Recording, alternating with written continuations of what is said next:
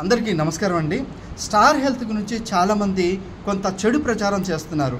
ఈ చెడు ప్రచారం ఎందుకు జరిగిందంటే, ఢిల్లీలో కొంతమంది హాస్పిటల్ ఓనర్సు, ల్యాబ్ టెక్నీషియన్లు, ఇతరత్ర ఈ హెల్త్ కేర్ ప్రొవైడర్స్ ఎవరైతే ఉన్నారో వాళ్ళు ఈ గ్రూప్ సభ్యులుగా ఉండి వాళ్ళకి రేట్లు పెంచమని చెప్పేసి స్టార్ హెల్త్ కంపెనీకి చాలాసార్లు విన్నవించుకోవడం జరిగింది.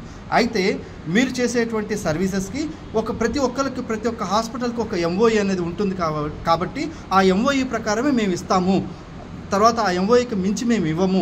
ఎందుకంటే ఒక్కొక్క రోజు ఒక్కొక్క హాస్పిటల్లో ఈరోజు రూమ్ రెంట్ వచ్చేసి 22,000, 30,000 రూపాయల వరకు కూడా పెద్ద హాస్పిటల్లో ఒక్క రోజు రూమ్ రెంట్ ఖరీదు. It is not an emergency service అండి.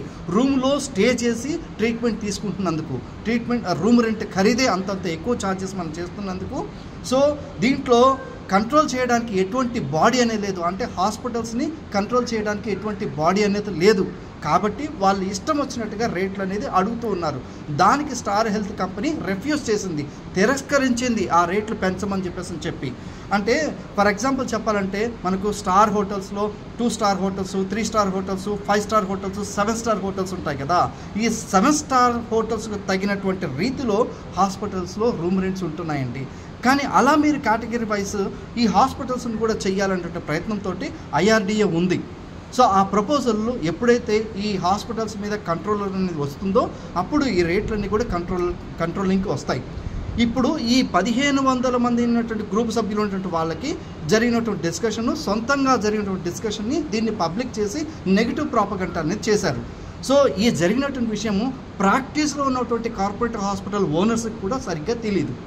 సో ఇదంతా కూడా ఫేక్ న్యూస్. కాబట్టి మీరందరూ కూడా దయచేసి ఈ వార్తను ఎవరు కూడా నమ్మొద్దు.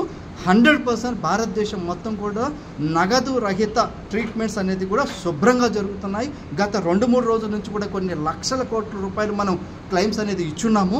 సో ఫర్ ఎగ్జాంపుల్ విజయవాడ, ఈ తెలుగు రాష్ట్రాల్లో కూడా చాలా క్లెయిమ్స్ ఈ 3-4 రోజుల నుంచి కూడా ఇచ్చున్నామండి. సో ఇదంతా స్టార్ హెల్త్ కంపెనీ అతి పెద్ద కంపెనీ కాబట్టి ఈ కంపెనీ మీద బురద చల్లేయడానికి వచ్చినటువంటి ప్రయత్నంలో వచ్చినటువంటి భాగమే. కాబట్టి మీరందరూ కూడా ఈ ఫేక్ న్యూస్ని నమ్మి మీరు ఎవరు కూడా మోసపోవద్దు. దయచేసి స్టార్ హెల్త్తో పాటు ఉండండి. మీ ఆర్థిక సంరక్షణకి ఒక తోడుగా నిలుస్తోంది. Thank you so much. మీ వెంకటేష్, ఆర్థిక శ్రేయోభిలాషి.